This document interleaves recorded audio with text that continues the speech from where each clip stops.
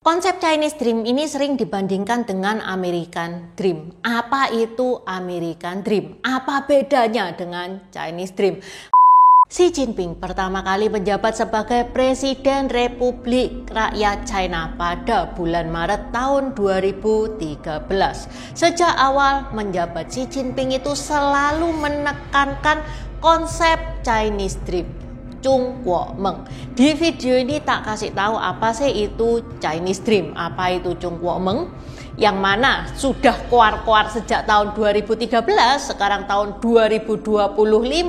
Gimana perkembangannya? Apa sih beda Chinese Dream dan American Dream? 大家好，我叫英丹，欢迎来到我的频道 Dynasty 游戏。New release kaos gambar baru Kuan Yi dioperasi Tabib Hua Tuo, tabib nomor 1 zaman 3 negara. Kuan Yi ini agak lain ya. Biasanya orang kalau dioperasi itu berbaring loh. Dia malah main Wei Ji. Wei Ji itu salah satu caturnya China. Ini adalah salah satu kejadian epik yang ada di Samko. Seperti biasa, ada polo shirt, ada kaos oblong. Untuk kaos oblong ada dua macam tipe, premium sama standar. Kalau teman-teman pengen tahu bedanya premium sama standar apa? Ini nih linknya. Di deskripsi juga sudah Intan taruh. Cuman 3 menit. Ditonton aja. Kaos yang Intan pakai ini warnanya warna mint ya, yang cuman ada di kaos premium. Selain Kuan Yi dioperasi, ada juga custom marga. Teman-teman bisa custom marga sesuai marga teman-teman sendiri. Untuk custom marga ada berbagai efek. Ada glow in the dark, ada efek rainbow kalau kena cahaya itu keluar hologramnya. Ada juga efek emas, emasnya emas berkilau ya. Kalau teman-teman tidak suka aneh-aneh, tanpa efek pun juga ada. Mau tulisan besar, tulisan kecil juga ada. Polo shirt pun juga ada. Mau kaos kayak sancai gini juga ada. Selain gambar Kuan Yu dioperasi oleh Tabib Hua Tuo, ada juga yang Kuan Yu sendirian. Ada yang Kuan Yu bersama saudara angkatnya, Chang Fei dan Liu Bei. Ada juga Kuan Yu bersama 5 jenderal macan. Tokoh-tokoh Samko lengkap mulai dari Zhuge Liang, Zhao Zhenlong, Dr. Hua Tuo, Huang Zhong, sampai antagonisnya Cao Cao dan Liu Bu juga ada. Tokoh non-Samko juga ada, mulai dari Hakim Pao, Kaisar Qin Shi Huang, Konfusius, dan Kerasakti. Kalau teman-teman kesusahan cari linknya, bisa chat admin Tokped atau Shopee yang linknya ada di deskripsi. Open PO cuman sampai tanggal 6 April. Setelah close PO sudah nggak bisa pesen ya. Okay, let's start! Pada 29 November tahun 2012, pada saat itu Xi Jinping masih menjadi Sekretaris Jenderal Partai Komunis China. Saat itu Xi Jinping itu pidato di Museum Nasional China Beijing dan memperkenalkan konsep Chinese Dream alias Chung Kuo Meng. Yang mana Xi Jinping itu punya visi misi besar untuk China. Begitu juga pada awal kepemimpinannya pada tanggal 17 Maret tahun 2013. Pada saat pidato pelantikannya, Xi Jinping ini selalu bilang Chung Kuo Meng, Chung Kuo Meng, Chung Kuo Meng, itu ada 9 kali. Ngomong rakyat ada 44 kali. Dan mendapatkan 10 kali aplaus, tepuk tangan. Bahkan pernah ya, pada saat Xi Jinping bilang Chung Kuo Meng, Xi Jinping itu berhenti pidatonya gara-gara aplaus dari masyarakat itu terlalu kuat. Padahal pidatonya dia itu cuma 25 menit. Xi Jinping serius banget dengan konsep Chung Kuo Meng ini. Sekarang apa sih itu konsep Chung Kuo Meng? Chung Kuo Meng ini visi nasionalnya China. Xi Jinping itu menggambarkan Chung Kuo Meng sebagai kebangkitan besar China. Rangkuman garis besarnya Chung Kuo Meng itu tujuannya menjadikan China sebagai negara superpower pada tahun 2049, negara nomor 1 di dunia. Tepat 100 tahun setelah RRC berdiri. Kan 1949 tuh RRC berdiri. Agenda dari Chung Kuo Meng ini menguatkan ekonominya China, militernya China, dan lain-lain. Pada tahun 1839 sampai 1949 adalah 100 tahun masa penghinaan China, masa terpuruknya China.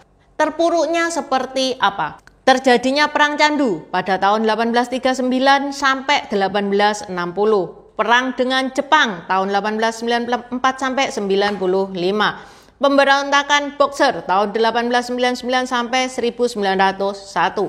Kejatuhan dinasti Qing pada tahun 1911. China masuk era kekacauan politik dengan perang saudara antara berbagai kelompok politik. Yang paling heboh itu gontok-gontokan antara Mao Zedong dan Chiang Kai-shek, yang mana Intan pernah bahas. Ini nih, linknya ada di kanan atas. Plus kependudukan Jepang pada tahun 1931 sampai 1945. Ini adalah saat Jepang menginvasi China, menyebabkan jutaan korban jiwa. Periode ini disebut 100 tahun penghinaan alias Pai Nian Guo Zhi.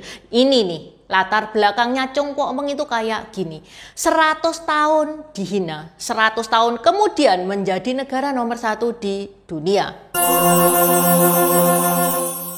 Untuk menyukseskan kebijakan Chinese Dream ini, Xi Jinping full effort dong. Dia mengimplementasikan dalam berbagai sektor, seperti sektor ekonomi yang dulunya barang China itu dikenal murah, tapi nggak ada kualitas, ya kan? Sekarang diperbaharui kualitasnya dan tujuannya itu menjadi pemimpin industri teknologi yang fokus kepada AI, robotik, 5G. Kepengennya barangnya dikenal sebagai barang yang mutakhir, bukan yang sekedar murah doang. Itu yang di sektor ekonomi. Di sektor infrastruktur, ada proyek infrastruktur raksasa namanya Belt and Road Initiative. Ini menghidupkan jalur sutra, guys. Intan pernah bahas ya tentang jalur sutra.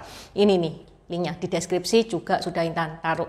Belt and Road Initiative itu disingkat BRI, yang mana ini memperluas pengaruh politik dan ekonomi China di negara-negara berkembang. Mungkin teman-teman bingung mengapa BRI itu bisa mempengaruhi politik dan ekonomi China di negara-negara berkembang. Jadi negara-negara yang join BRI ini itu sering dapat bantuan ekonomi dan investasi dari China, karena China itu kalau minjemin itu bunganya itu rendah, lebih rendah daripada IMF.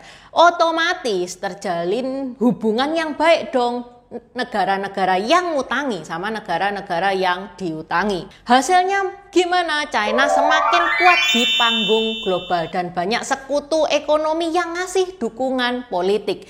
Maksudnya apa? Ya seperti contohnya, gampangannya itu masalah Taiwan. Banyak kan yang mendukung bahwa Taiwan adalah China. Hanya saja Taiwan sendiri dan Amerika itu nggak mengakui bahwa dia adalah bagian dari Republik Rakyat China. Di bidang militer, China juga memodernisasi PLA. PLA itu tentaranya China ya. Negara adidaya seperti Amerika itu bukan cuma kuat secara ekonomi. Secara militer dia juga kuat, dia juga canggih. Kalau China pengen menyaingi Amerika dalam geopolitik, maka PLA-nya itu harus menjadi militer kelas dunia. Ini yang lagi dipoles sama China. Di bidang pengentasan kemiskinan, China mengklaim pencapaian besarnya di tahun 2021 karena China sudah menghapus kemiskinan ekstrim di China. Yang miskin di China apa masih ada? Masih, tapi nggak sampai ekstrim, nggak sampai yang buat makan aja nggak bisa, itu nggak sampai yang kayak gitu. China juga sudah mendirikan banyak shelter untuk orang gelandangan, untuk orang tunawisma. Bahkan menurut data statistik, angka gelandangan di China itu jauh lebih sedikit daripada di Amerika. Pada akhir tahun 2020, China itu mengklaim bahwa dia sudah mengangkat lebih dari 800 juta jiwa masyarakat dari kemiskinan ekstrim, yang mana ini menjadikan China sebagai negara dengan pencapaian pengentasan kemiskinan terbesar sepanjang sejarah, yang mana ini menjadi inspirasi bagi negara-negara lainnya. Sekarang kan tahun 2025 nih ya, deadline-nya tahun 2049. Masih ada 24 tahun, tapi hasilnya itu sudah kelihatan. Sekarang China itu menjadi negara kedua superpower di dunia, hampir nyalip Amerika. Teknologinya juga maju banget dong. Buktinya BYD ngalahin Tesla, DeepSeek ngalahin ChatGPT, Neca 2 ngalahin Inside Out. Tapi apakah bisa dibilang Chinese Dream ini berhasil? Ya kalau 100% berhasil itu masih belum, karena Chinese Dream ini itu punya masalah dan tantangan tersendiri. Kayak gimana masalah-masalahnya? Seperti contohnya masalah demografi. Populasi China itu menurun sejak tahun 2020. Ini imbas dari One Child Policy. Sekarang ini di China lebih banyak yang tua daripada yang muda. Xi Jinping ngajuin program 3 anak itu pun tidak berhasil. Orang-orang China sana tetap nggak mau punya anak banyak. Yang mana ini merupakan tantangan besar China. Ditakutkan terjadi krisis tenaga kerja di masa depan karena jumlah lansia itu banyak banget. Selain masalah demografi, ada juga tekanan dari negara-negara barat. Karena perang dagang dengan Amerika, isu Taiwan, isu Laut China Selatan, yang mana ketegangan global ini itu bisa menghambat keberlanjutan Chongguomeng alias Chinese Dream. Kesimpulannya, Chinese Dream itu sekarang nih ya belum sepenuhnya sukses. Tapi kalau dibilang gagal total, yo enggak. Konsep Chinese Dream ini sering dibandingkan dengan American Dream. Apa itu American Dream? Apa bedanya dengan Chinese Dream? Kalau American Dream itu konsep yang menggambarkan kesempatan, kebebasan, kesuksesan yang bisa diraih siapapun di Amerika. Asal orang itu mau berusaha dan bekerja keras. Contohnya Elon Musk, yang mana dia itu imigran asal Afrika Selatan. Sekarang jadi miliuner di Amerika. Jadi kalau American Dream itu lebih ke arah individu, ke seseorang, pencapaian seseorang. Kalau Chinese Dream itu negara. Chinese Dream fokusnya pada kebangkitan nasional. Sedangkan American Dream itu fokusnya kepada individu yang sukses. Konsep Chinese Dream itu sering dibandingkan dengan American Dream, tapi lebih menekankan pada kebersamaan, stabilitas sosial, dan kepemimpinan negara. Oke, sampai di sini dulu bahasan Intan hari ini. Terima kasih udah nonton channel ini sampai habis. Dukung aku terus berkarya dengan klik subscribe dan bunyikan lonceng di bawah ya guys.